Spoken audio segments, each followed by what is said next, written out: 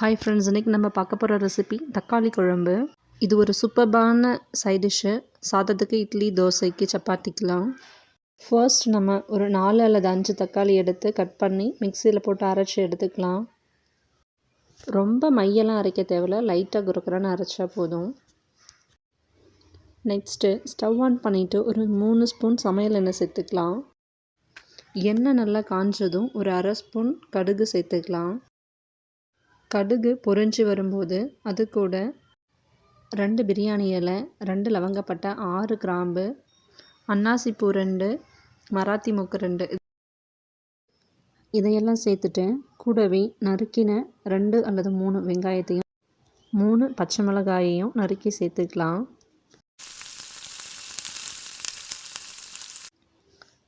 Next கருவேப்பிலை 2 கொத்து சேர்த்துக்கலாம். வெங்காயம் நல்லா பொன்னிறமாக ஆகிற வரைக்கும் நல்லா வதக்கி எடுத்துக்கலாம். கலர் நல்லா சேஞ்ச் ஆனதுக்கு அப்புறமேட்டுக்கா நம்ம அரைச்சி வச்ச தக்காளியை இதில் சேர்த்துக்கலாம்.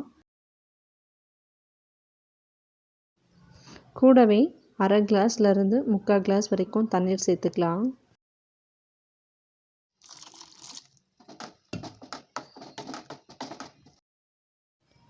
நெக்ஸ்ட்டு மஞ்சள் தூள் ஒரு 1/2 ஸ்பூன் சேர்த்துக்கலாம்.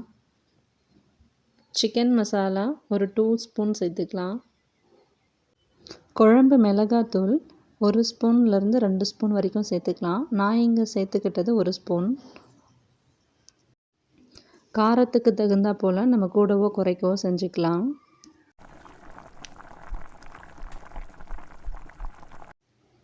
நெக்ஸ்ட்டு உப்பு தேவையான அளவு சேர்த்துக்கலாம். அடுத்து கொஞ்சம் பெருங்காயமும் சேர்த்துக்கலாம்.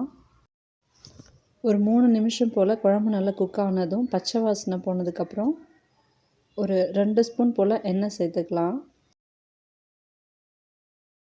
இதை அப்படியே ஒரு 5 மினிட்ஸ் மிதமான சூட்டில் நல்லா குக் பண்ணிக்கலாம். 5 மினிட்ஸ் நல்லா குக் ஆனதும் எண்ணெய் பிரிஞ்சு தனியாக வந்து நல்லா குக் ஆகி இருக்கும்.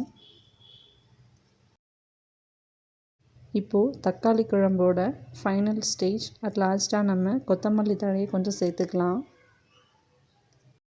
நல்ல சுவையான தக்காளி குழம்பு தயார்.